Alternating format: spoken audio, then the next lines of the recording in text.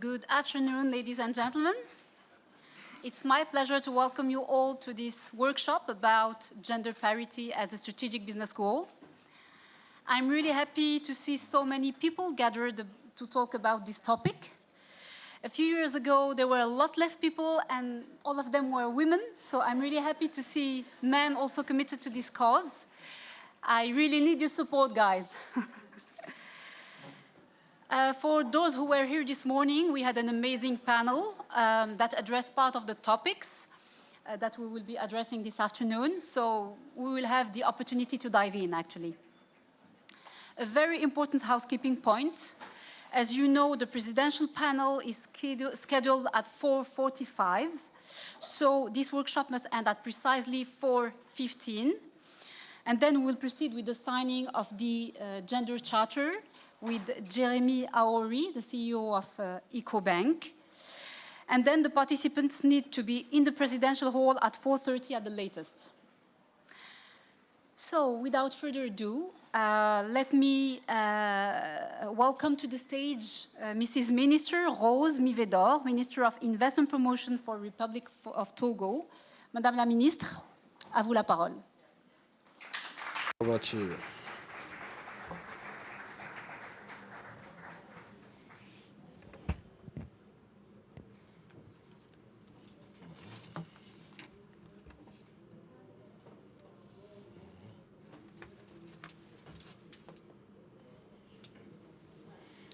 Good morning, good afternoon, all. The Director of CEO of Casablanca Finance, Mr. Aore, Mr. Edna, Director General of EcoBank Côte d'Ivoire, distinguished guests, ladies and gentlemen. It's a real pleasure for me to be taking the floor to cover this theme, which is of paramount importance for us because it's part of the solution for the development and growth of our economy at the global level. Women represent 49% of the population as per the 2022 statistic. And this statistic will be reversed by 2050, where we'll have a parity between men and women. In 2021, women were representing 51% of the population in sub-Saharan Africa, according to the report of the World Bank Group. And Africa had more than 50% women. The statistic speaks volume and tells us that we cannot build a prosperous world, which is fair, leaving aside 50% of the population. As per the statement, declaration of the U.S. on the SDGs, gender equality is a must for a sustainable and prosperous world. Economy are resilient, productive when they bridge the gender gaps, and supporting equal participation of women to all business activities. Finally, as per the Development Bank, women represent more than about 70% of the agricultural labor.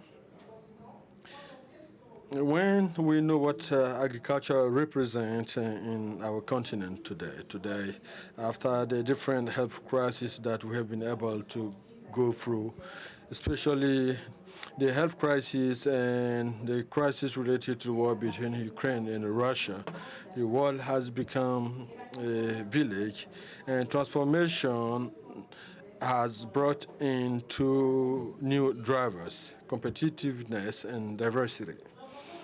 In a global world, there's no dominant model, but a variety of avenues we call for arbitration, anticipation, and get adapted. Being agile to replace uniformity in this world, competitiveness has become a universal rule, and diversity is a driver.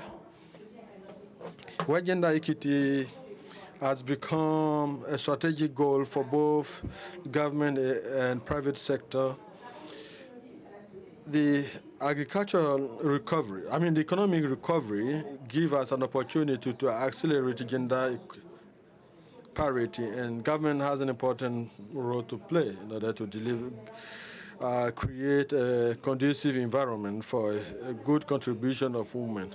So in Togo, major reform has been engaged in improving women's access to lands, the improvement of financial inclusion, protection of the right to education and health. Therefore, we have been able to garner significant results, especially substantial evolution of women representation in decision-making bodies that are moved for 19% 2019 to 35% 2021. And the growth of the number of businesses created by women or business-owned businesses.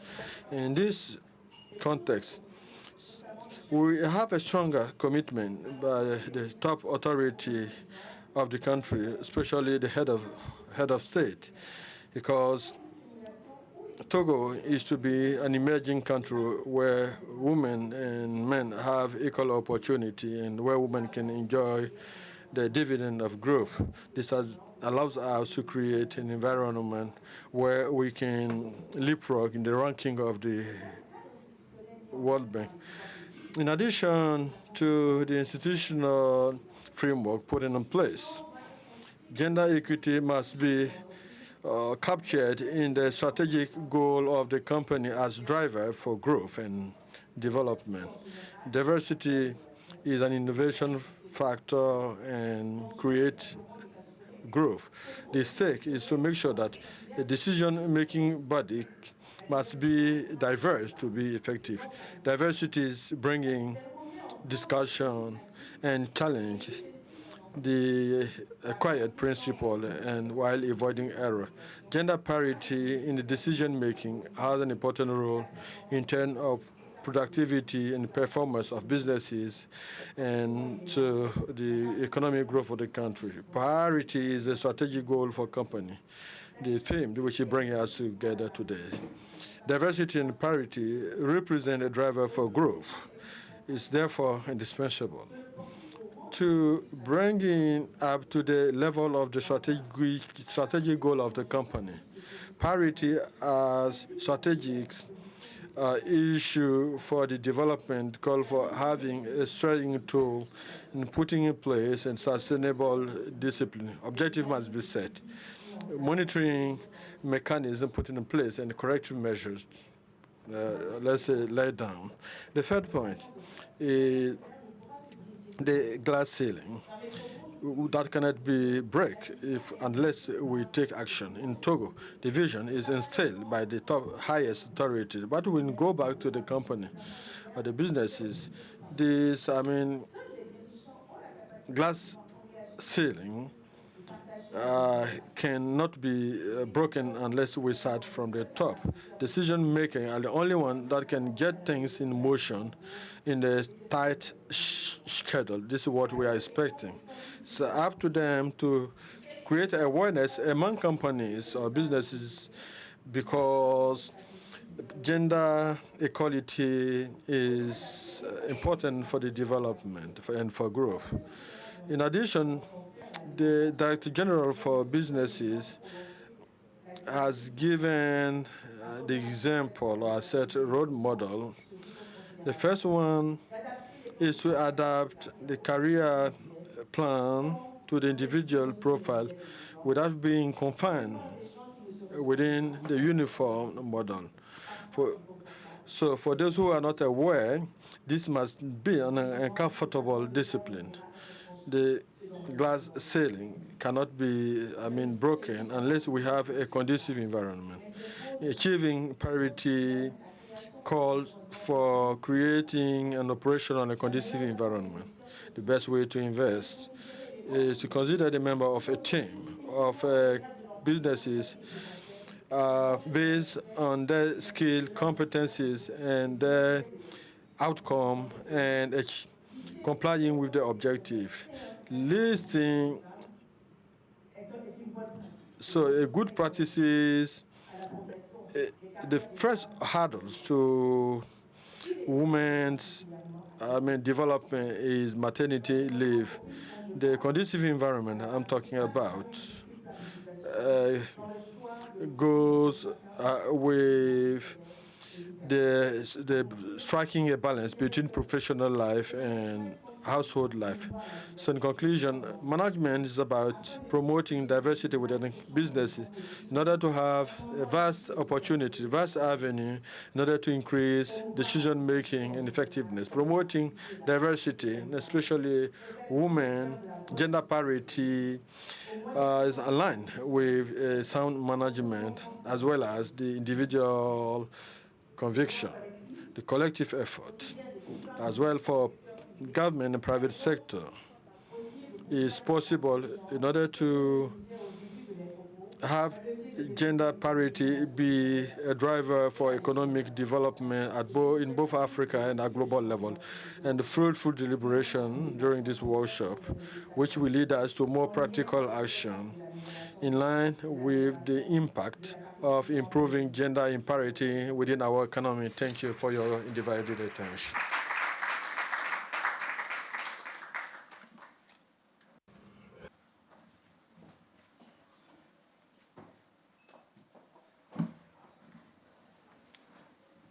Merci, Madame la Ministre. Thank you, Honorable Minister.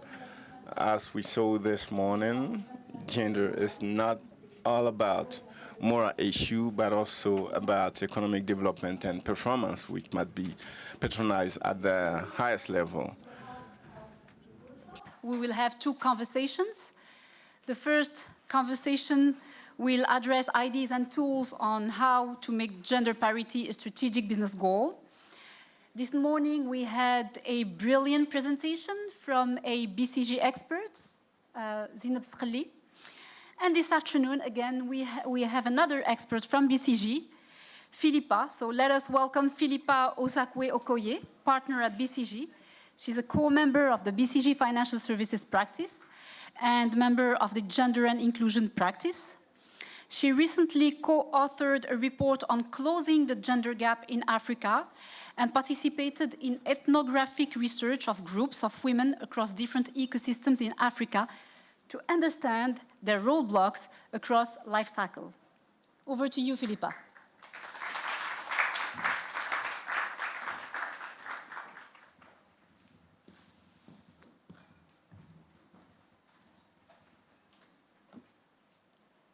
Hello, everyone. Hi. It's my pleasure to facilitate our first discussion today on acting on diversity. So today we'll be exploring various aspects related to gender parity and discussing actionable strategies that organizations can implement to achieve this goal. But before we dive into the discussion, let's reflect on why gender parity is absolutely vital in today's business context.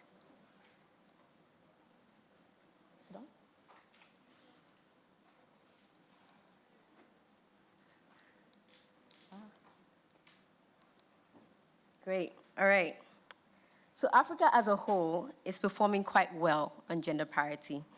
Interestingly, Africa is actually closing the gender gap at a much faster rate compared to the rest of the world.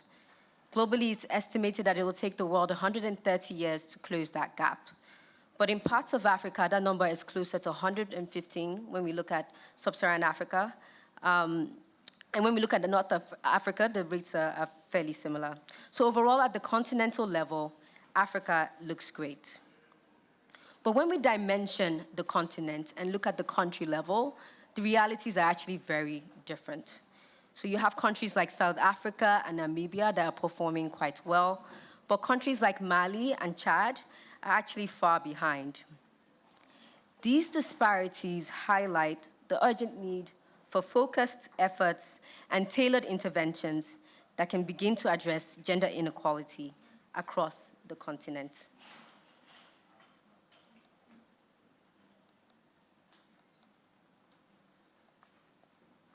This is even more profound when we consider the value at stake. By addressing gender parity and women's empowerment more comprehensively, Africa can begin to harness the substantial economic and societal value that comes with gender equality.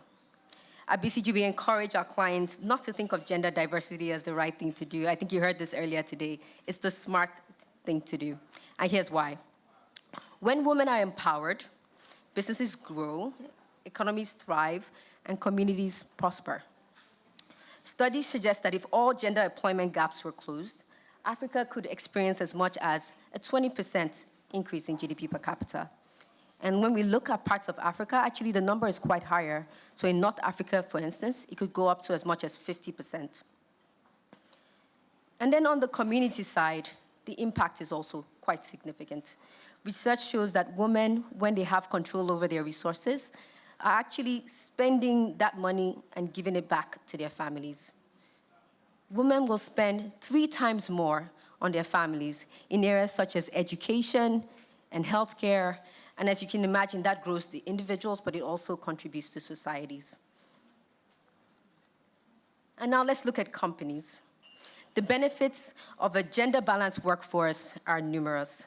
We know now that diverse teams outperform homogeneous ones when you combine different perspectives, talents, and experiences.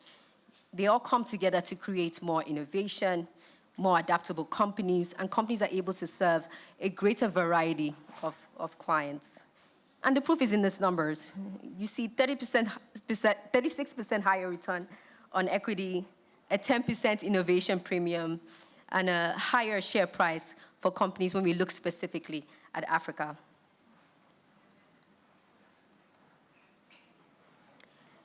And yet, even though there's a clear rationale for gender parity, for the economics of countries, societies, and businesses, there are few companies that are clear on how they will extract that value. When we look at companies today, and we at BCG, we did a study recently at companies that identified themselves as being strong on diversity, actually the results were quite telling. 37% of companies recognize that diversity is the right thing to do. But actually, only 50% of companies have gone the step further to start to think about how to fix those issues. And then only 11% have started to think about how to connect those plans to actual value. And so it really prompts the question, how can businesses looking to craft actionable diversity strategies start to yield tangible results in this space? And so what we've done is we've gone ahead to compile lessons from working in this space with numerous types of clients. First, diversity needs to be anchored in business needs. We can't emphasize this enough. It's not just an economic imperative, it's a strategic imperative. It goes beyond doing the right thing to starting to create value and connecting diversity to how we can create additional revenue and really drive growth in the business. Secondly, it needs to be done top-down. We need to think about diversity as a leadership topic. HR involvement is key, but leadership really starts to generate results for the business. Actually, when we've run these programs at companies, we find that there are differences, even within the same organization, that can be explained by differences in leadership style. And so we really cannot underscore enough the roles that CEOs like yourselves can play in driving strong commitments, ensuring the right budgets are available, and really following up to chase that agenda within the organization. The third is around tracking diversity. The last decades have demonstrated that expecting that things will get done just by letting them flow by themselves is not the answer. And so without tracking measures that really elevate real progress in the progress that is being made, step change is unlikely. And so we think that diversity needs to be anchored in numbers so you can have visibility on the right pain points, the areas of value, and really activate change when needed. And then lastly, gender is not just global. It is also local. Global creates scale, but local drives real results. It is important that we can start to think about how we tailor these initiatives to the local context. Because as we said before, the realities that women face are actually quite different across the continent.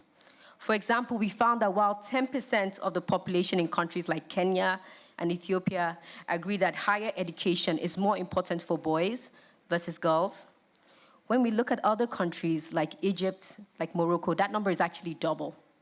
And so the way we think about these elements have to differ. Now that we've had this discussion, we wanted to anchor the discussion in some real examples, looking at some champions across the continent. Let's start off with MTN, and MTN is an interesting one.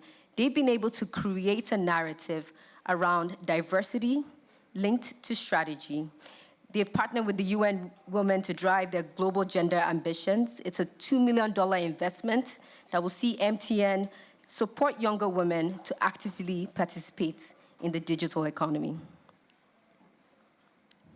Funke of Main One is another exciting one. She has placed diversity as an explicit priority within the organization.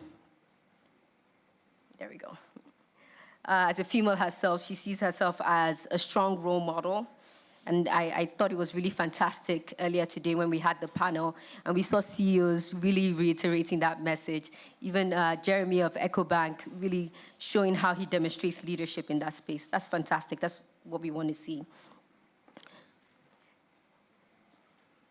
Then on tracking progress and public commitment, we really like what we see with East African breweries. They've put strategies in place and been very vocal about the work that they intend to do to balance gender in their organization.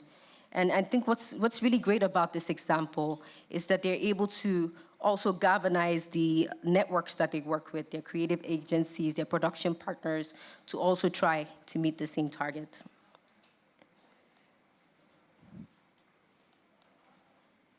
And then finally, on Nestle, this is really a story of local empowerment. We really like how they've given women opportunities in Africa. So they've upskilled women and put women in positions in countries where previously you wouldn't see women in those sort of leadership positions. So that's fantastic. So with this context in mind, let's move on to the workshop. We will engage in a series of questions together and share experiences and rub minds to generate meaningful insights and practical solutions that I hope we can take today. So please participate and share your thoughts. We have a few questions that we will look at today. And the questions have been randomly assigned to the tables. So the first question is around, what is the most compelling argument in your company to make gender diversity a business imperative? The second asked, what initiatives have you implemented to ensure equal opportunities for women in leadership roles?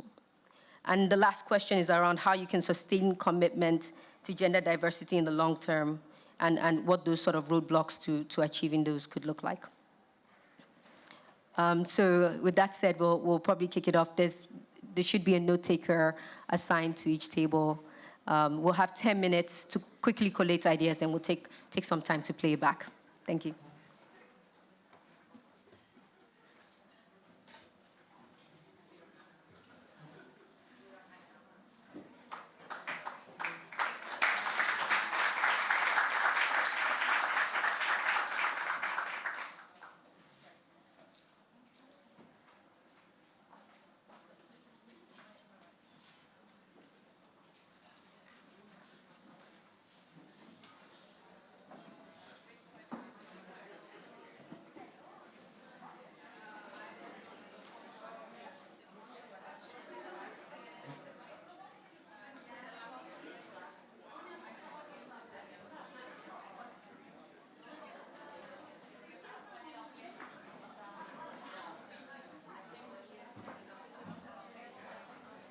Okay, thanks everyone. So you should have paper and pens on your table. I'll put the questions up again. Feel free to engage on as many of the questions that are interesting to you. And let's have the discussion in 10 minutes. Thank you.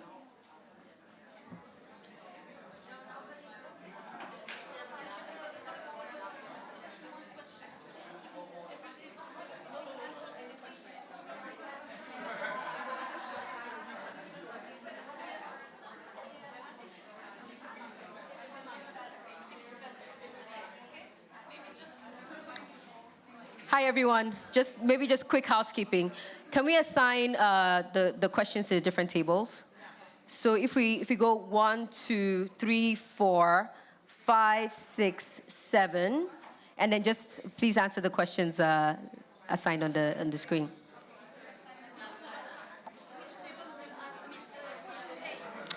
One, 2, 3, 4, 5, 6, 7.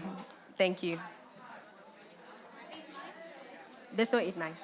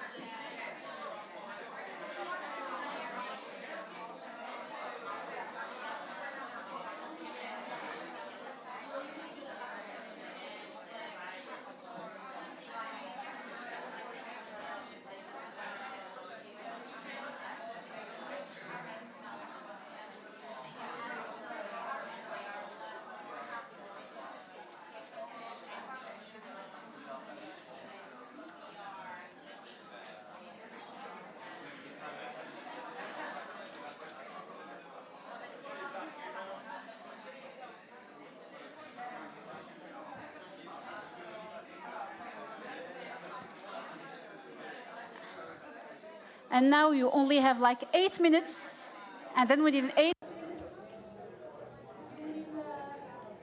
have each spokesperson having 2 minutes. Donc vous avez encore 8 minutes, et ensuite, en fait, on aura un porte-parole par table. Et ce sera 2 minutes par restitution, par table.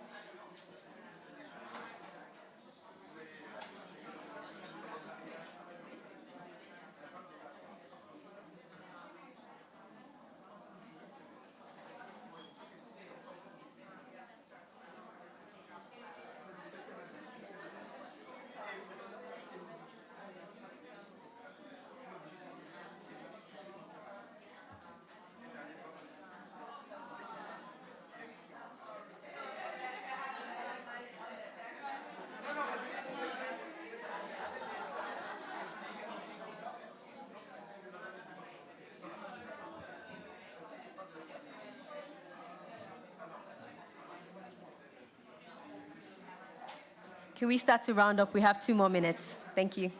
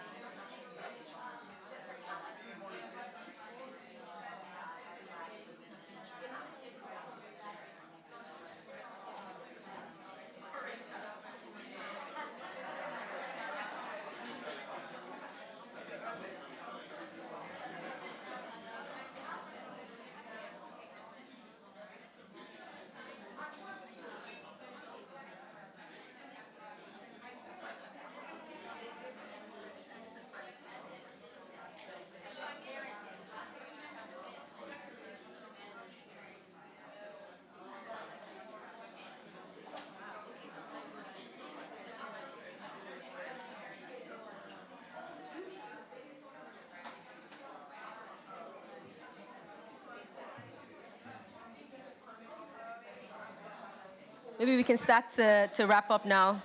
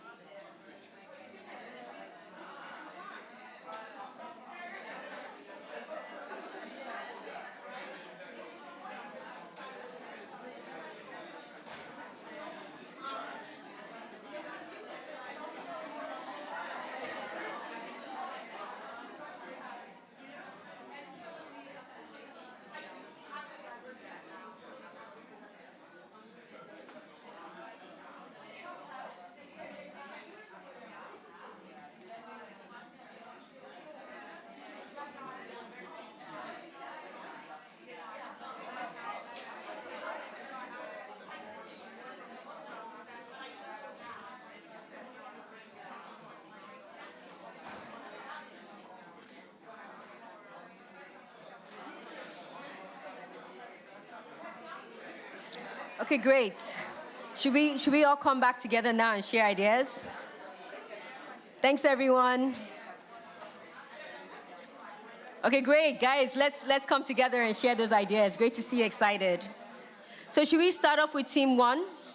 Can we have someone from Team 1 just share some ideas?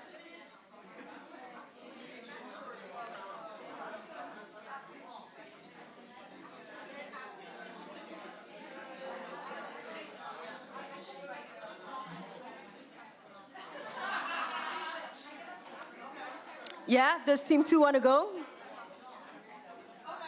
Yeah, yeah. Go ahead. Do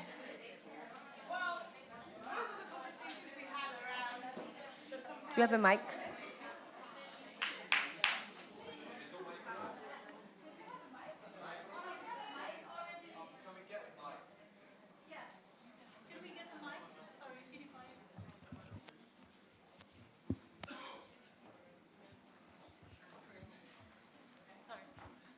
Hello. Hi.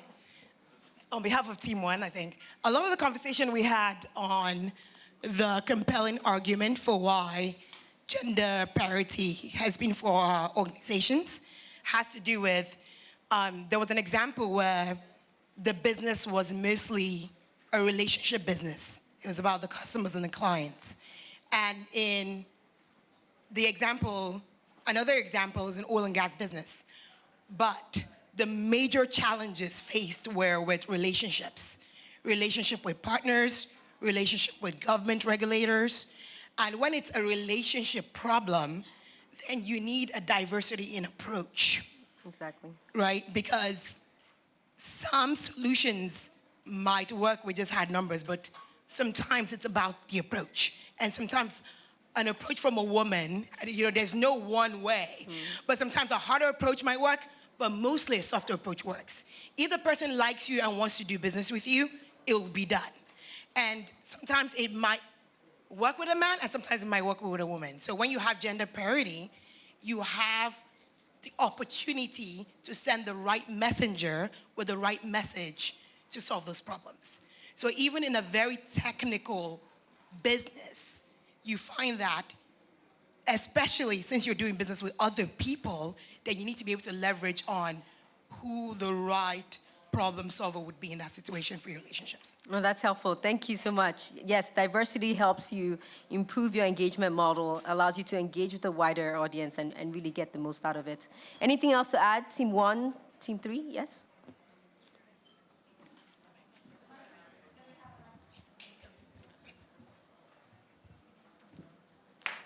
Hello. With the approval with all the ladies around the table, so I will reply. So just to mention, important, parity. So if you don't mind, I'll go in French because just to make sure that my words are clearly understood, even though the English is okay. On pense que la question... We think the company argument to business imperative, we have several items because one of the significant items is that parity is providing assurance to the staffs when you are establishing some balance, some parity, allowing both men and women to express themselves. You know, we heard it in the first session in the morning, so it's important. And freeing the floor, you know, is allowing the women to participate actively to the decision making, to provide their ideas, insights. And when you do this publicly, notifying that your company is acting in the sense that you empower women, you are giving assurance to the external world and attracting talents, because women will definitely say if they work for your company, they will be listened to, they will progress, and they will be active, because all this is providing equilibrium. You should also know that in the framework of women empowerment, you definitely provide equilibrium to men, because issues are discussed, you know, fairly, and it is making the company stronger. As you said, we have two ways, but that equilibrium is very, very critical. So we believe that diversity is an asset, be it for men and women. The more the company is cultivating that diversity, the more it is likely to be sold out, you know, to be known better and be attractive for the investors and clients. I don't know if I've given you the synopsis of my thought or insight. Thank you. I'll add that, you know, diversity is yes, it is an asset, but even more than that, it is something, it's a requirement, you know, it's a requirement. So the small correction I wanted to make is it's more than an asset, it's a requirement. We can't deny this to women. Someone from table 5, please. Allô. Bonsoir à tous. Alors, good afternoon, everyone. You know, we are basically French-speaking table, so I'll speak in French, if you allow me. So we're dealing with question B, to know the initiative that we're going to implement to make sure we have fair access to opportunities for women to access to leadership positions in our company. So on this table, we are from EcoBank and IFC, so I'll focus on these two institutions. I will start with IFC, which is working currently on a very interesting program called Women Business Under Law, and we are working, you know, with the Ministry of Justice just for Côte d'Ivoire to influence some laws which are not good for women, you know, especially in the working environment. So we have several initiatives, and it's basically because some provisions, laws governing the leaves, how long it's going to take, for example, for maternity leave. But beside that, we have other laws regarding violence-based laws which have been influenced. A lot of progress has been made, and we also talked about, divorce processes or proceedings. So these are things on which we are working, and we want to focus on that.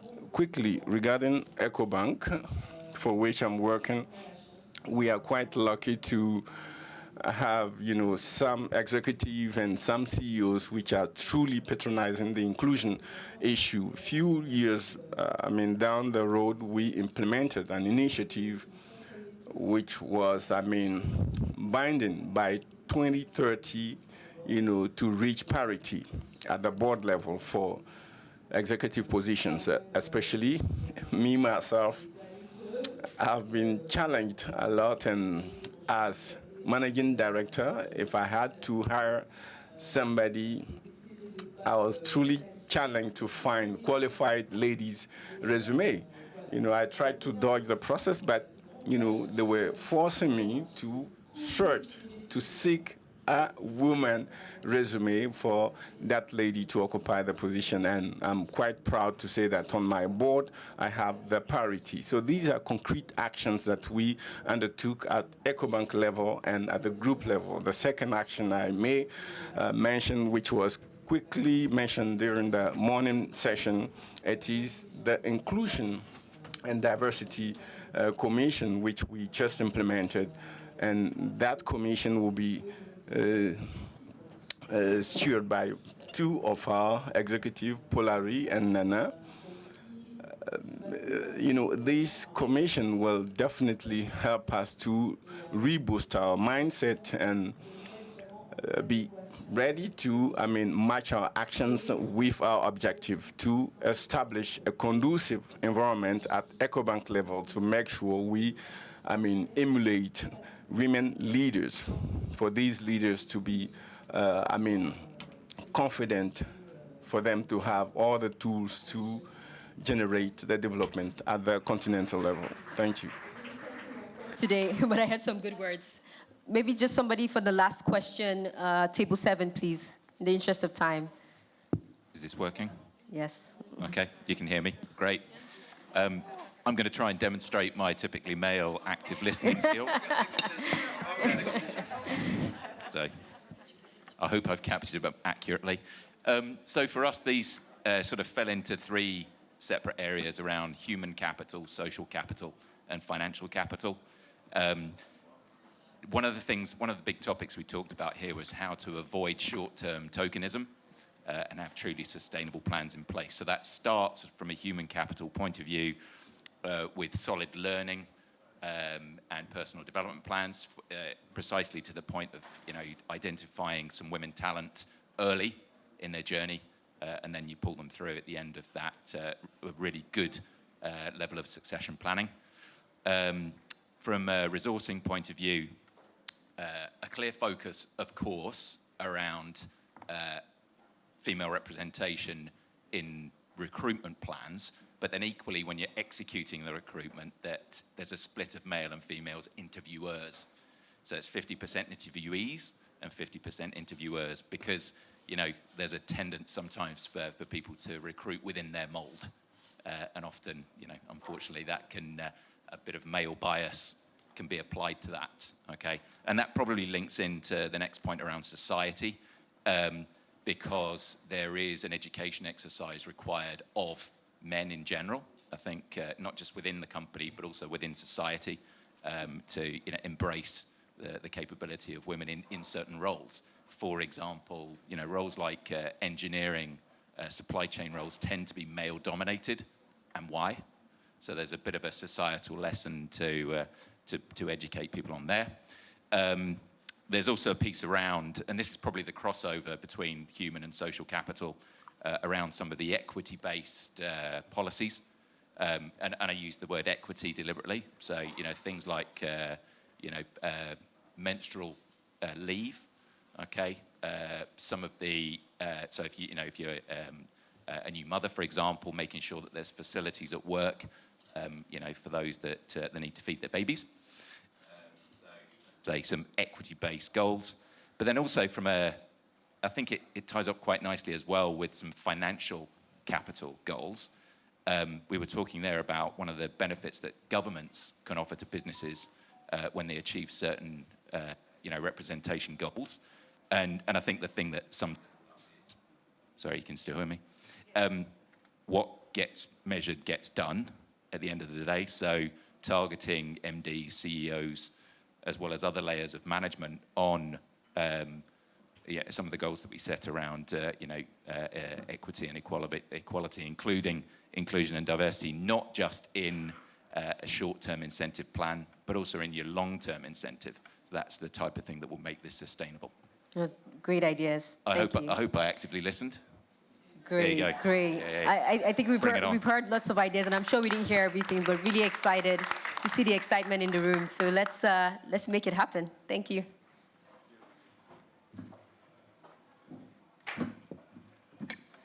Thank you very much, Philippa, and thank you all for your contribution for this first conversation.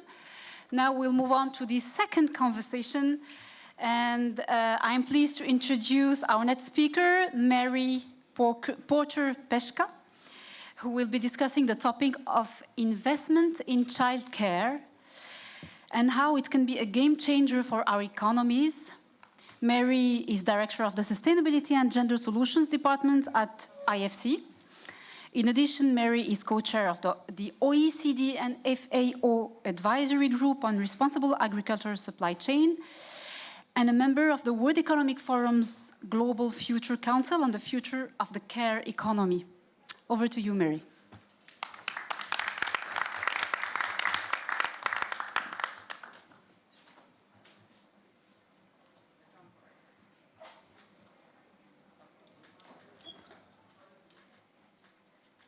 I'm not coordinated enough to talk and click.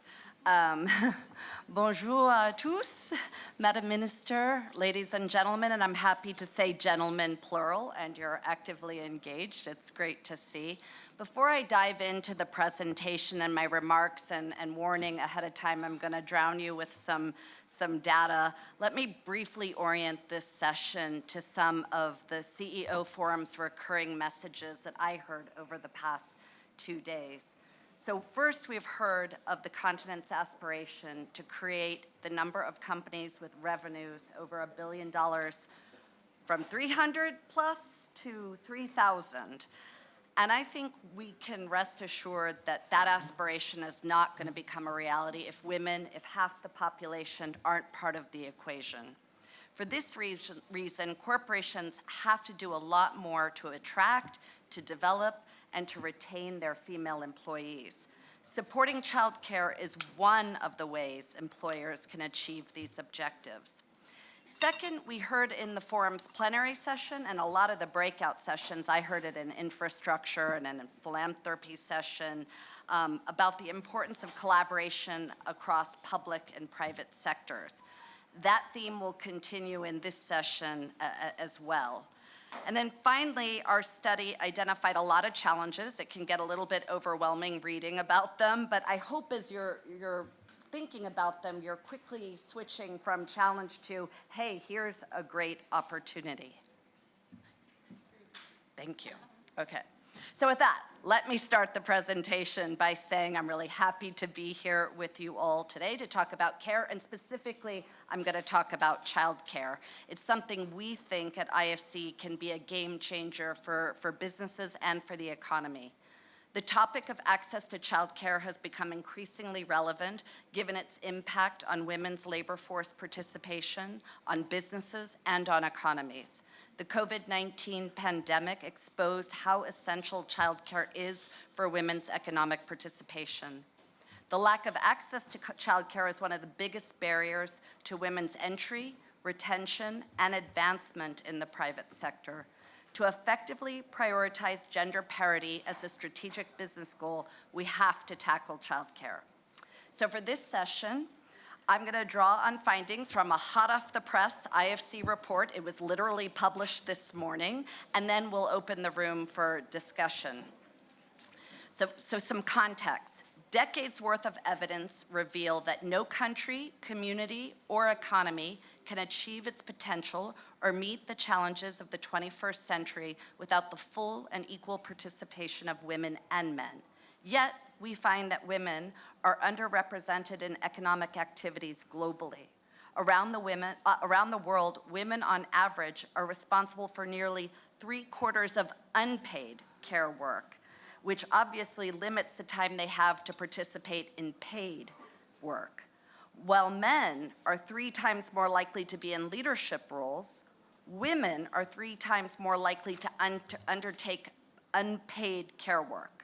The disproportionate responsibility for childcare places enormous constraints on women and girls and negatively impacts their participation in education, which ultimately impacts how they engage in the labor market, or if they do. Globally, investments in quality childcare yield positive returns for a country's GDP, businesses, and primary caregivers. In Nigeria, it's a gain of $3 for every $1 invested.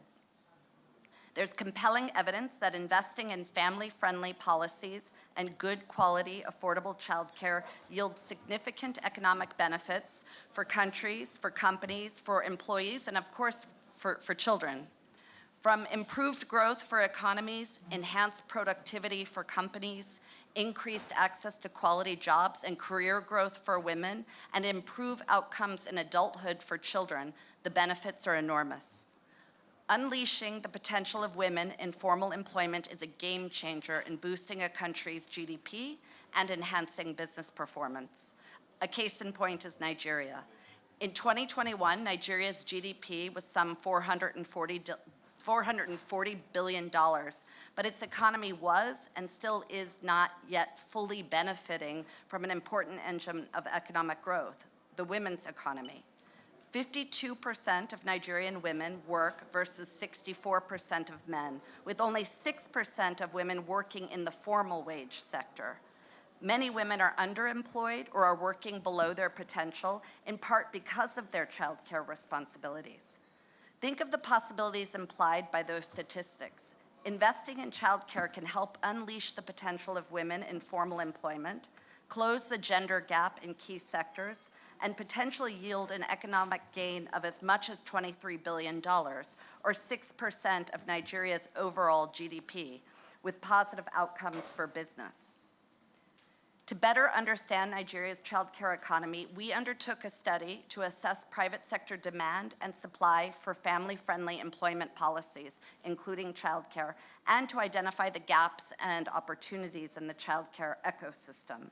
The study cut across 6 commercial states in Nigeria, 7 of the highest contributing sectors to the country's GDP, and nearly 7,000 stakeholders. We looked at employers, we talked to employees, we assessed the child care providers, as well as the legal and regulatory framework, and what we found was really insightful. There's a growing body of evidence that demonstrates a positive impact for businesses when employers offer child care. They can tap into a larger skilled talent pool and boost employee productivity, both of which can contribute to profits for companies and jobs for women. Yet, at the company level, this study found significant gaps in workplace policies and practices that concern parental leave and access to good quality, affordable childcare. Although 89% of the sampled employers had family-friendly policies, 21% did not provide maternity leave, a significant 82% did not provide paternity leave, 81% did not provide childcare support, and 95% did not offer on-site employer-supported childcare. As I said, we also consulted employees at the company level and found a strong demand for family-friendly policies, including childcare. 40% of women and 28% of men seek longer paid maternity and paternity leave, respectively. We found that maternity leave ranges from 0 to 24 weeks with wide pay variations, thus leaving millions of women without this important benefit. Employer support is critical given the barriers that employees face in accessing formal childcare services. Childcare is expensive. The average annual cost of childcare is $550 for one child, or 63% of the annual minimum wage. Parents are financially stretched because it's at least 1.3 times more than what they can afford. Another barrier is distance. Given that providers are typically far away from work or home, on average, parents spend 1.5 to 2 hours to commute to and from the care provider. This increases stress and reduces productivities for employees. So employers can curb this negative impact by investing in childcare. About half, or 47% of parents with children under the age of 5 prefer to have on-site childcare. 67% of employees reported that employer-supported childcare increased their productivity, which means that their employers are able to reap the efficiency improvements. This presents an enormous opportunity for employers to improve employees' productivity by offering on-site or even near-site childcare services, or the financial support to help the employees access childcare. From our study sample, we estimate that by 2025, the demand for childcare services in the private sector is likely to increase by 10%. Given the growing demand, we also looked at the supply side. By 2030, Nigeria's population is projected to grow by 50 million people. More women will need affordable childcare options to support their families and contribute to the economy. But the supply of childcare will not likely be sufficient to address the needs of Nigeria's rapidly growing population. The childcare market is fragmented, and companies' facilities comprises facilities that are small and independently owned. Given that there are very few large-scale childcare facilities or chains, there's a massive opportunity for providers to scale and meet demand. However, there are also barriers to scale. The care providers surveyed in this study indicated that they face two major challenges. First, a lack of qualified workers, and second, lack of finance to start up and operate a childcare enterprise. For instance, 76% of them had no access to startup capital or loans for operating costs, and nearly 2/3 of them had to rely solely on their savings. This is not adequate for the kind of expansion that's required to meet the growing demand. Access to formal capital and investments is limited. Only 18% of the care providers accessed bank loans, and only 6% of them received equity investments or grants. There's a huge opportunity for financial institutions and investors to fund childcare entrepreneurs. The market is significant. In fact, a study conducted by UN Women in 2021 estimated that $35 billion annually is needed to meet the growing demand for universal childcare in Nigeria. An adequate legal and regulatory framework is critical for building a strong childcare ecosystem that supports employers, employees, and childcare providers. In the World Bank report, Women, Business, and the Law of 2023, Nigeria scored 0 on the parenthood indicator due to the country's lack of a robust legal and regulatory framework at the federal and state levels. There are legal gaps regarding paid maternity leave, paid paternity leave, and protections prohibiting the dismissal of pregnant women employees. This study revealed a patchwork of legal and regulatory requirements and gaps at multiple levels. Since employers can use their discretion, we see wide variation across the country. A case in point is the country's Labor Act, the principal law that's meant to regulate private sector employment in Nigeria, but which only covers manual and clerical workers. It stipulates that employees who have been with the same employer for 6 months are entitled to maternity leave, but because of the gaps, employers can decide whether to grant the maternity leave or not, and for how long. It also does not provide for paternity leave or mandate employer-supported childcare. So I'm going to wrap up by highlighting that, though that a lot of that sounded like doom and gloom, even to me who knows the study, but our findings do present opportunities, and they present them for all the stakeholders. In the report, we make some practical and actionable recommendations for everyone, for employers, for childcare providers, for financial institutions, for government and policymakers, and for industry associations. Employers in the room, you can, for instance, benchmark to global standards and best practices. You can also establish strategies that support working parents by facilitating access to childcare that's convenient, affordable, of good quality. Our study looked at Nigeria, but the findings echo the African market as the population continues to grow and the middle class continues to expand. The already strong demand for family-friendly policies and childcare is going to escalate rapidly. The report's a call to action. It's intended to encourage us as CEOs and business leaders to collaborate with relevant stakeholders in creating family-friendly workplaces to support the scale-up of high-quality childcare and to improve the legal environment. And as I said, everybody has a role to play. So I realize I just threw a lot of numbers and data at you, and it's a lot to digest, but on your table there are cards with a QR code so you can see the full report at your convenience. So thank you so much.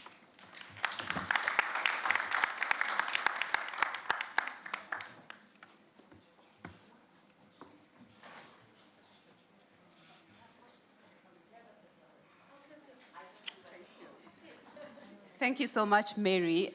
So we have some 3 questions. If you could kindly put up that slide. I know it feels like it's all doom and gloom and children have no one to take care of them in Nigeria. But the good news is we are looking forward in terms of what can we all do together.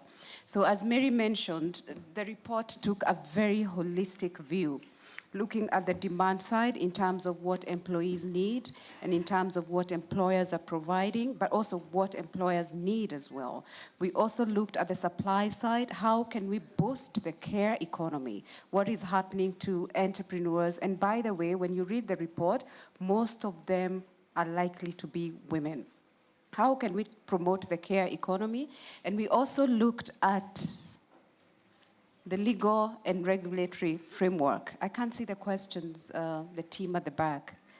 How can we promote the legal and regulatory framework so that we have a conducive environment for women and indeed working parents to work? As the Honorable Minister very well put it at the beginning, we need to create a conducive environment for women to go to work.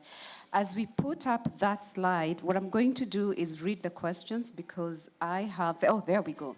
So the first question, and this is the good news. What we are doing here is real because at IFC we are looking at what can we do, what's the next level of our work and programming in Nigeria in terms of trying to exploit the opportunity and help close this gap. So the questions and the answers that you give us, they're going to go into our next design of our care program in Nigeria. So when Mary asks me where I got all this information, I'm going to tell her, 60 women and men sat at the Africa CEO Forum and told us this is the best way to go about this challenge. So we really, really welcome your open and honest views on what this can be done.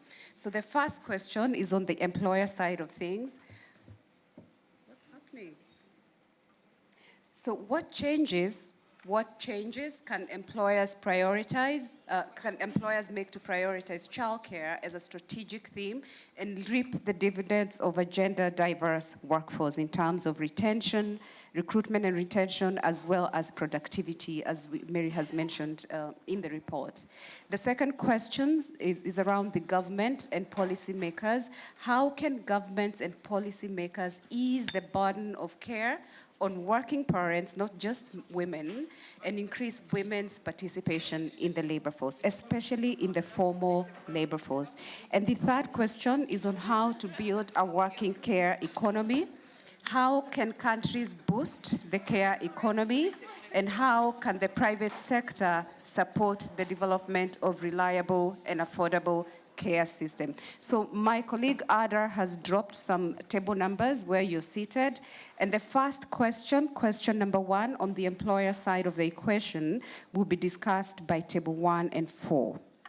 The second question on government, the gaps in policy and regulatory space, will be discussed by table 2 and table 5. And the third question on the care economy will be discussed by tables 3 and 6. The high table, because this is where we have the government and we have the employer and we also have IFC, we are going to discuss all 3 questions. Shall we get started? All clear?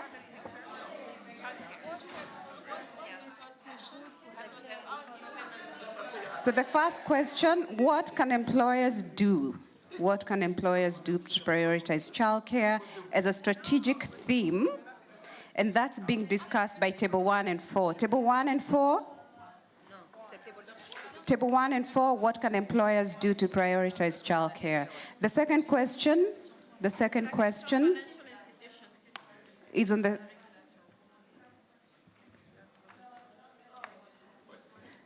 The second question is on how do we address the legal and policy gaps? What should governments be doing to ease the burden of care from implementing a legal and regulatory framework that supports working parents? And that question is discussed by Table 2 and Table 5. 2 and 5, where are you?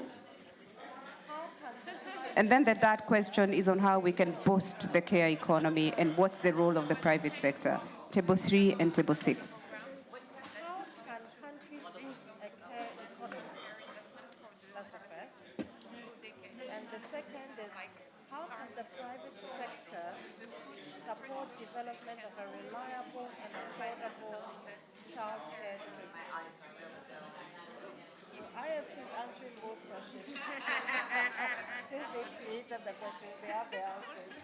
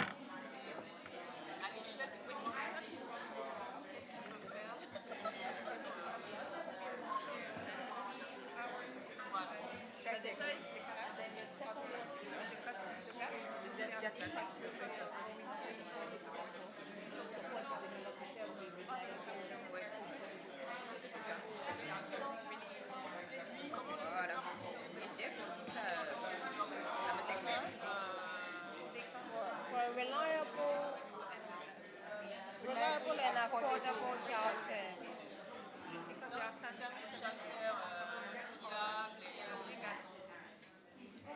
Affordable, c'est quoi? Abordable. Peut-être on peut parler du deuxième parce que nous sommes dans on peut parler du deuxième parce que nous sommes dans le secteur privé. Alors qu'est-ce qu'on peut faire vraiment? Est-ce qu'on va faire des crédits à les sociétés qui vont faire de childcare dans les grandes villes, parce que franchement, il n'y en a pas aujourd'hui.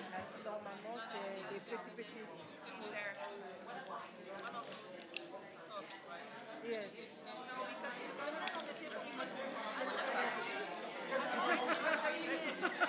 Quelle démocratie? Il n'y a pas de démocratie. Tout à l'heure, sur les deux thèmes, c'était des informations aussi qu'on a entendu. Allez.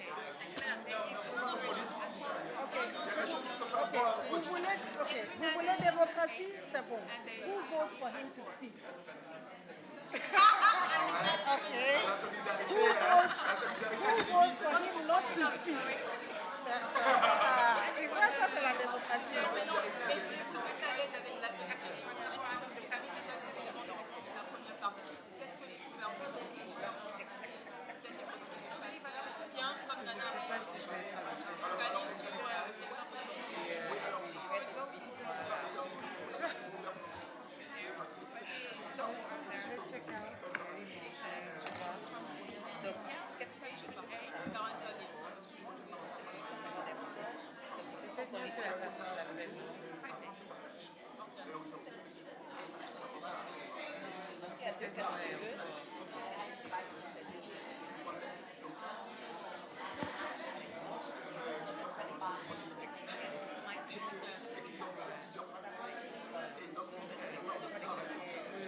Alors, un homme a plusieurs femmes.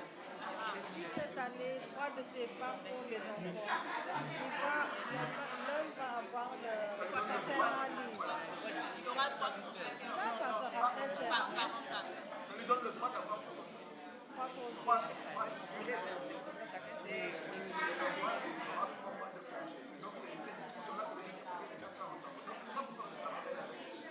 Ça, c'est intéressant, c'est un peu difficile, non?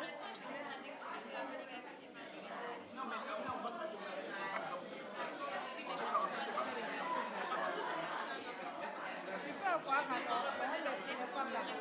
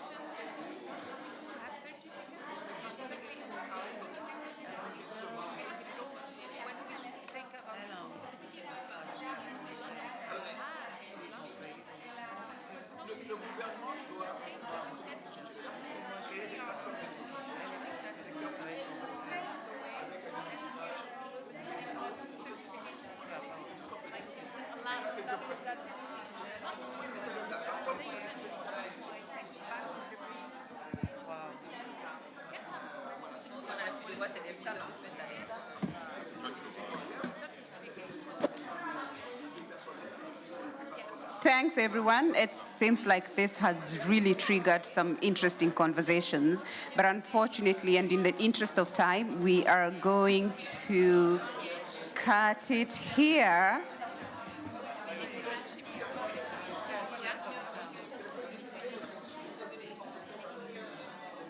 Hello? Hello? Let's come back. Let's come back.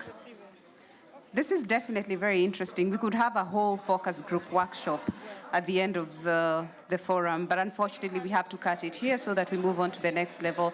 So I would like to invite the tables to give us their thoughts and what you think we, all of us, should do to address some of the gaps and challenges that the report presents. So I'm going to call on table number 1. Table number 1. C'est la famille. There you go. Okay, hi everyone. Can you get yourself a microphone, please? Microphone, please, for interpretation sake. A lot.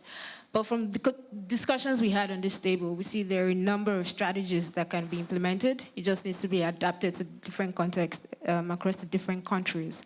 So one is supporting caregivers financially. All of the funds they require for extra childcare for mothers or fathers, they give them that. 2 is, looking from the government side.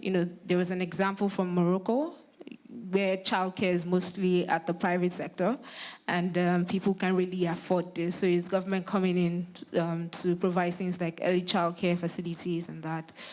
Just also decentralizing work, moving the work closer to the family. There was an example of, also in Morocco, where some of the biggest issues they face is transport and security. So they really want this closer to them so they can actually provide for their family. Looking at flexible work hours as well for mothers, even fathers, are also things that can be implemented. And just one also example from where I work in Nigeria is the provision of a daycare within the office space. So just immediately after the maternity leave is over, mothers can bring in their children to the office. There are dedicated caregivers who take care of these children, and they have break in between their work hours where they can go to see their children. So these are potential, strategies that can be implemented across board to make the working environment more enabling for parents, and childcare generally. Thank you. Great, thank you so much. So let's stay on that theme of what employers can do and go to table 4.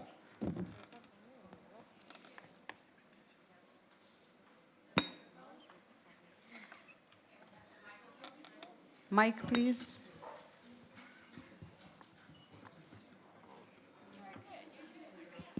Okay, hi everyone. Okay, a lot of what was mentioned on the other table we spoke about here, but a couple other things that I think we considered. One is the fact that we need to encourage conversations and make this thing top of mind with leadership and even amongst parents within the organization. I was asking amongst us why women don't speak up or make demands when they have childcare related challenges. And I think one of the things that we agreed is sometimes the fear of being labeled or being seen as underperforming compared to your male counterpart who are not sometimes asking, these questions. The other thing we mentioned is that sometimes the organization may not be in the position to actually, immediately fix issues around care, but there are quick wins that can be considered. One, locating the offices in places where there are good quality childcare centers nearby. Incentivizing women with compensation that allows them meet, childcare costs could also be helpful. Entering retainers services with childcare facilities that is also paired with transport can be very helpful. So they can pick up the children in the morning, take them, to the facility, and then bring them back at close of work, and then the parents can, take the children with them. But there's one other thing I just wanted to also mention that I think that we should be talking about, which is the childcare burden on women that have children that are special needs. I think that I haven't heard anybody speak about it here today, and it's very important that that demography is not, left out in the conversations that we're having. Thank you. Wonderful. Thank you, table number 4. So we move on to the next theme. Can I just please add just one more thing on table number 4 still? Sure. One point where I think we can actually do something in terms of employers is to lobby with the government so we have more facilities for childcare. Yeah. Because in our countries, I don't think we have so many. And even if we put all of these measures in place, there will not be enough space for everyone. So I think that's what employers can also add. Thank you. Great, thank you. And so that's a great segue to government. So we have table number 2. What can we do on the policy front? Hello. So we are table French and English. So we answered earlier in English, so I will answer now in French. So, en fait, on a... In fact, our response is evolving around threefold. The government first must both show that this sector is not just a sector not performing. We are not dealing with people who are jobless. No, it's a full job. That is one. It's a huge potential for job creation, and the government could implement programs with incentives. Why not to truly help the private sector in co-funding or providing subsidies to push them? I mean, to push them, and I definitely think it will attract more investment and more people will be interested in this sector of activity. The second aspect is that there are a lot of systems, educative systems, around kids, and unfortunately, it's a huge potential. Many people are venturing in, but there is no control. There are a lot of issues reported on in this sector. So we need certification providing guarantee to the parents, about the quality of these centers. We need to monitor this, and the government, first of all, when they are developing economic activity zones, they should make sure that, we have the banks, but also these centers to provide child care. Transportation also must be ensured. This is truly important for the economy. And the implementation of childcare in the companies is also a way of increasing the activities of women, because many, many women are skilled to take care of children, but they don't have certificate. So we should more and more talk about skill and certification, given to these ladies who can have a job, and this is truly to facilitate their hiring and to increase that level of activities and economic empowerment of women. Thank you. Thank you. And on to table, staying on that government and policy theme, very quickly, table number 5. Please pass the mic, somebody. Pass the mic to number 5.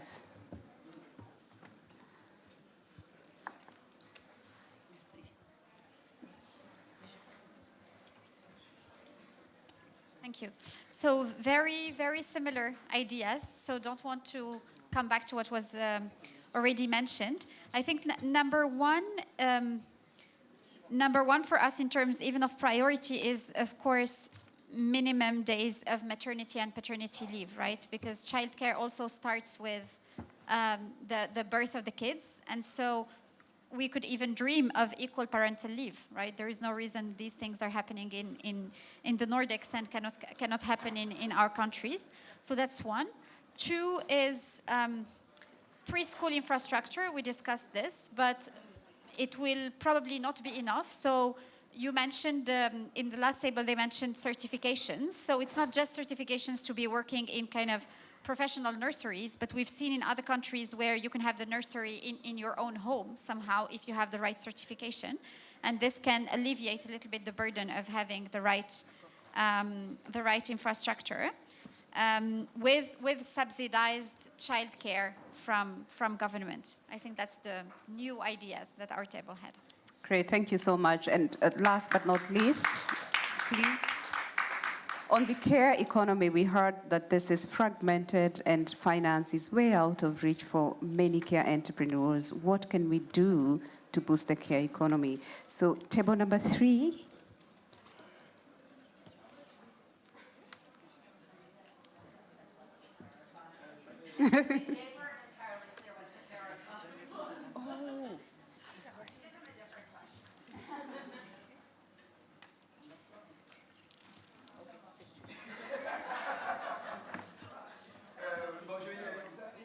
Yeah.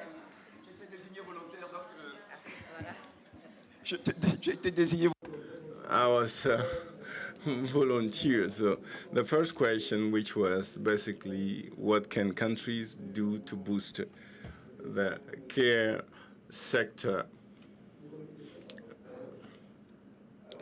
So I'll just say something which is different from what we thought on the table, because I assessed this question. First of all, we need to make our economic more formal to broaden the tax revenue level to fund these activities, social and societal and care activities. And in addition to that, we said that it was important to have a public and private discussion platform gathering the state and private decision makers to decide on the quota when it comes to the distribution of these expenses to boost these activities for it to be a profit-making activity. Secondly, just like to repeat what I said, to broaden the tax revenue, the formal sector, just like what is being done regarding the trust fund of private activities, there is a distribution of expenses between the employer and the employee, based on the company capability, and this has to be broadened, extended to child care and anything that is connected to children. Thank you. So, and lastly, table number 6, just to close us out on the discussions. Merci. Je vais aussi m'exprimer en français. Thank you. I'm also going to speak in French. I'm volunteering and I'm sharing the same burden. So, as far as we are concerned, the first aspect of the question, what can we do to boost care economy? We believe that the government can implement systems with subsidies and incentives to encourage the child care systems, be it fiscal levies or any other financial incentive or fund the training of the personnel to establish a body which is funding or providing training for the staffs, dedicated to child care. And what the private sector must do will then be implementing or designing a training model to truly help the personnel working in that sector.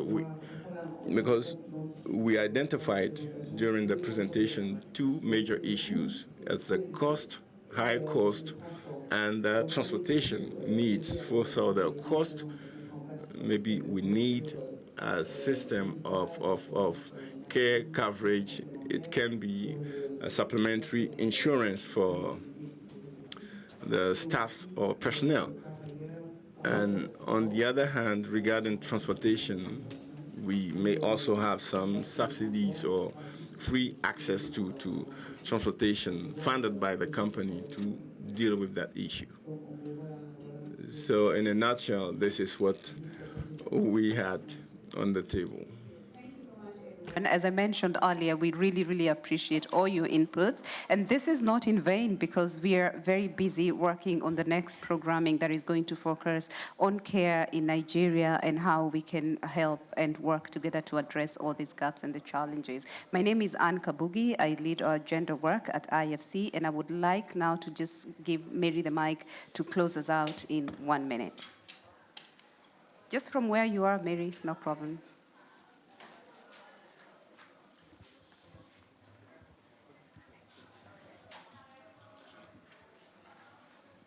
With a microphone, of course.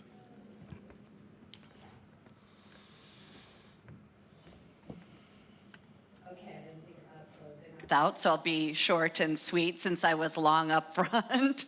But thank you all for participating. I actually was a bit skeptical coming in that the topic wouldn't be as exciting to as many people, that it would be all women, as you said at the opening, and that we'd be about 7 of us because people have already caught their flights and move on. So it's super heartening to see a practically standing room and a diverse room with a lot of energies and a lot of energy and a lot of ideas. So I hope those of you that are particularly interested, you'll stay in touch. As we said, we're taking this report, not just putting it on a shelf to collect dust, but rather to operationalize it and work with different stakeholders to do that. I was speculating that maybe there's an opportunity to bridge the She Wins Africa startup capital that we announced yesterday and see if we could get some women excited about companies. I mean, we know that there's a preponderance of women in the unpaid sector, in the informal sector, and in the care sector, even if it's formal. So women know this business better than anyone. And so could be interesting opportunity to see what kind of capital we can get into their hands and capacity to get going on addressing some of these challenges that, as I began with, really are opportunities. So thank you all very much.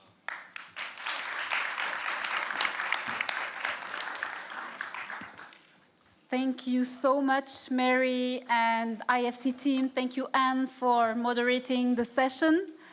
Can we invite my partner in crime from the Nigerian Stock Exchange to just say a quick thing? Sure.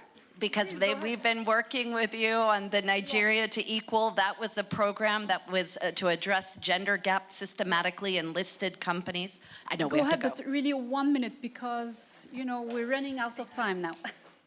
All right, let me make it in 30 seconds. Thank you very much for the opportunity. I think the only thing I'll flag is actually that there is room for regulation to address some of these things.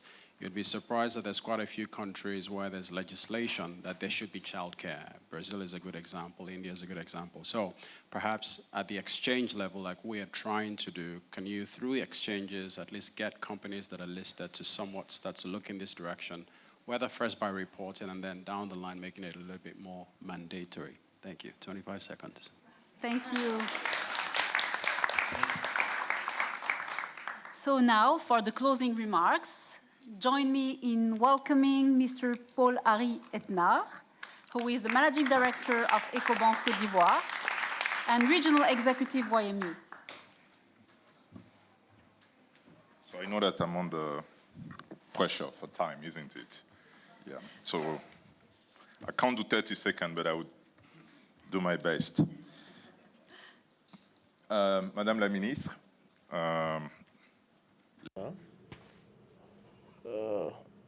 gentlemen, first of all, thanks to the speakers and the experts, and the Master of Ceremony as well, indeed. Thanks so much for the very good job.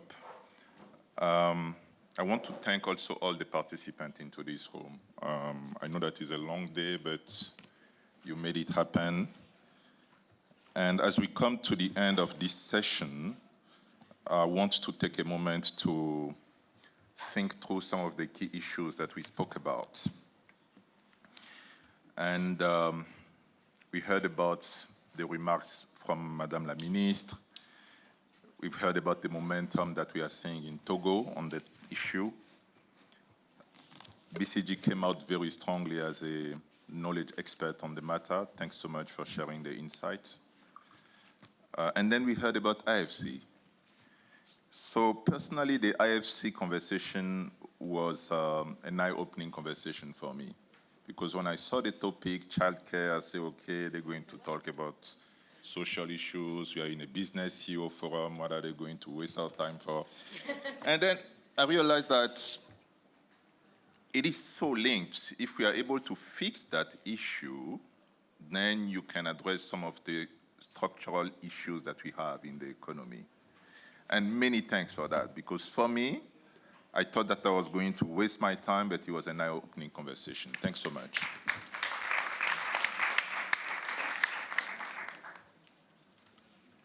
It is good also to acknowledge the fact that we have 2 sessions on gender at the CEO Forum.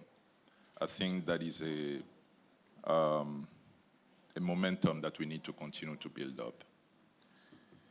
And I want to take that opportunity to see how we can link that to some of the things that we are doing in my organization and leverage from what we have heard here. The first lesson that I have heard, and which is also linked to what we believe into in EcoBank, is the fact that the issue about women or equality is not a moral posture. It's not a moral posture. I'm not doing this to feel good about it. It's something that needs to be done because that's the only way that we have to be successful as a business, as a country, as a community, and as the world. That's the only way that we have. So it's not a moral posture, it's an economic posture, and we have facts behind that.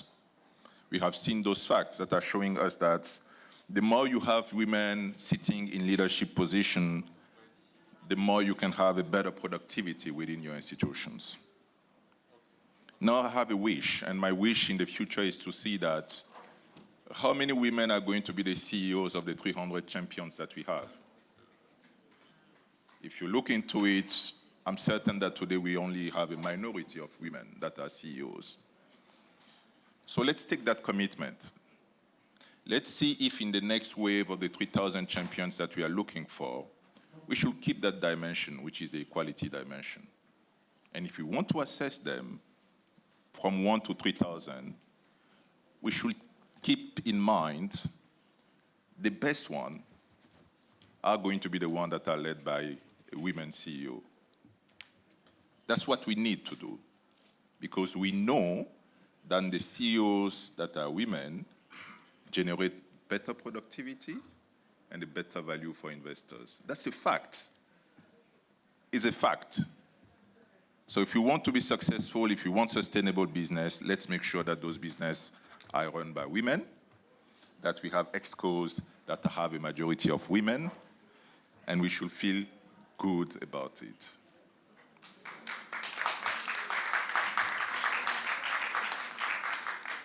Number two, and which is the second lesson that we need to pay attention to, is the education. And I think that we need to pay some time and focus on what we can do in terms of education, especially see how we can skill, how we can upskill, and how we can reskill the women. That is so important, and I was sharing at my table earlier on that what we did in EcoBank, for example, is to set up an MBA-like program just to make sure that the women that we have in our institution can be the next CEOs and the next leaders of the bank. Because we need to skill them, upskill them, and reskill them if need be. So let's pay attention to that. Let's invest more into education into any community that we are operating into. Let's put more money to have more women going into school. That's the foundation. If we have kids that don't have access to education, it's a point of failure in the journey that we want to have. So let's invest more into education. The third lesson that I want to, the third conclusion that we landed to is the conclusion around, and that's a point that I've heard also in the AFC conversation, which is the issue about making sure that we don't have any law that is restricting access to better jobs for women. And when I'm looking at the numbers, it's scary. I mean, 104 economies in the world have laws preventing women from working in specific jobs. 100 countries have laws that are saying that if you're a woman, you can't do this. So, as a company, we can take that commitment to say that in my company, I will not have policies that are going to say that if you are a woman, you cannot be X or you cannot be Y. That is an important step, and we should share that message. The point about digitization is important as well, because by fact, we have seen that the women women are the largest population in terms of having access to technology and having access to digital tools. And we all know that digital technology are the key levers for the future. So we need to see how we can empower those women. That's why we set up a program that we call Elevate. In that program, we have 3 verticals. We have financing, we have capacity development, and then we have digital, because we want to get those entrepreneurs ready for the future. We want to make sure that they have all the processes internally that are digitized. We want to make sure that they understand technology as a critical lever for the future of their business. We partnered with different institutions, Google, Microsoft, to make sure that they can provide those tools to those women for them to be successful in the future. So that is important for us as well as an institution. Let's see how we can invest, put more money into technology and into digital tools. The journey towards gender diversity is far from complete. Let us remember that achieving gender diversity requires not just words or speeches, but actions. Today, I'm delighted to announce that our group CEO, Jeremy Awori, will be signing the Gender Diversity Charter, reaffirming again our commitment to advancing gender equality within our organization and even beyond. The announcement was made earlier today, and this ceremony is going to take place in a few minutes.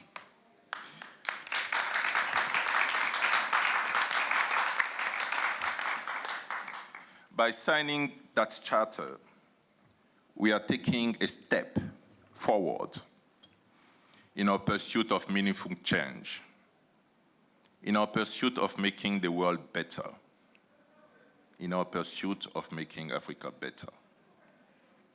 But our effort cannot stop here. We need each and every one of you to commit to the same goal and to carry that responsibility for all of us to shape a better future for Africans. Thanks so much for your time, and let's make sure that the next time that we meet here, we need to have more CEOs that are women. Thanks so much.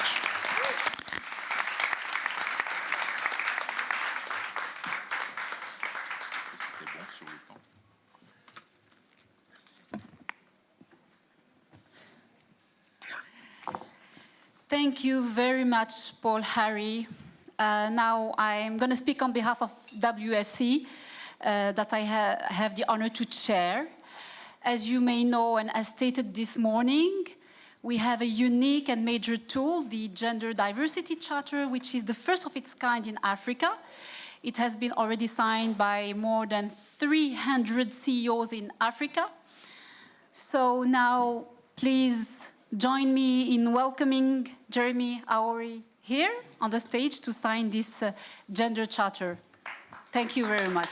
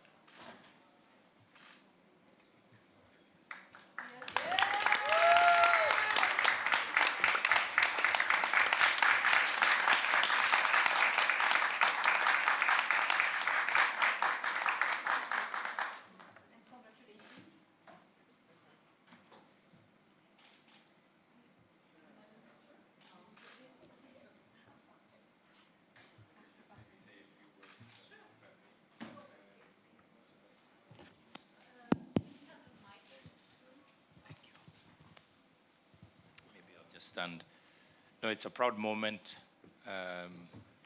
to be signing this charter on behalf of EcoBank Group. And really, for us, it reflects our commitment, to making a change in this important area. And it's not lost on me that I think the things we prioritize, or the things that I prioritize as group CEO and help drive through the organization, can have impact. But we have to drive that impact through our teams, and that's why you've seen Nana and Paul Harry, who I asked to head our Diversity and Inclusion Council across the group, of which gender is a part, because we mustn't forget there are other things we also have to attend to under diversity and inclusion. Sometimes gender takes the whole picture, but there are other aspects that we are also looking at addressing. I firmly believe that by taking very specific actions to address difficult subjects, equal pay, equal opportunity, creating environments where women can actually thrive, recognizing their unique circumstances. It shouldn't be that in an environment where a young professional woman who wants to have a family suddenly finds her career off track. And I think COVID taught us that we can be able to work in different ways. And frankly, that has also challenged the way our policies are written. Because if you suddenly say somebody wants to do this, they want to do that, if you've got a professional working mother who now has to travel, she's got a young baby, how does that work? What does it mean? And it's different for a man who has a young child. He'll get up and get on the plane and go without thinking about it in the way a mother would. So our commitment here is really to look at those things, to commit to certain aspirations, to certain indicators. We're making good progress, but there's still much more to do. And my call is to get more companies, more leaders to sign this charter, but not just sign the charter, really make a difference, so that when we come back next year, we hold ourselves and each other to account to say, what did we do in the last year? And I think that's the question we'll have to ask ourselves. It's one thing for me to sign, it's another thing to say, okay, so what did we actually achieve? Whether that's increasing the number of female board members. So one of the changes, for example, that we're introducing is you cannot fill a senior management or leadership position unless you can demonstrate that you have had women go through the process, right? Because people tell you, oh, there are no women, but there's no such thing as there being no women available. That's not possible in this day and age. Once you start doing that, you start realizing that there are people out there. So we're going to look at our leadership. You've got many women CEOs. We need more. We need more women directors. We need more women EXCO members. And I think the other thing for me that's important is, how do we partner with one another? How do we learn from one another? The panel I was on this morning, struck me. There's so many good ideas and good programs that are in place in other companies, and it's not like they're saying, this is mine, you can't use it. And I think if we can work together, share our ideas, work as partners with each other, then I think we'll get there faster. Because I don't think this waiting, is it 130 years? Is it to address this gender gap? It doesn't need to be that, right? Maybe across when you look at the entire globe.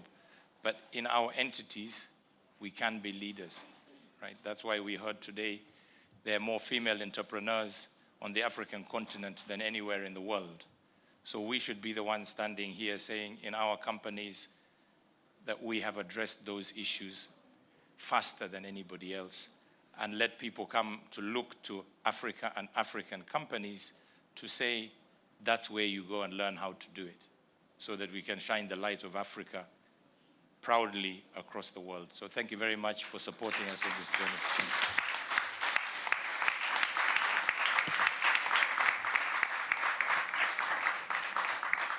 Thank you very much, Mr. Aori, for your inspiring words. So now, ladies and gentlemen, again, thank you very much to all of you. We need now to be gathered at the presidential hall, because there is the presidential panel, right?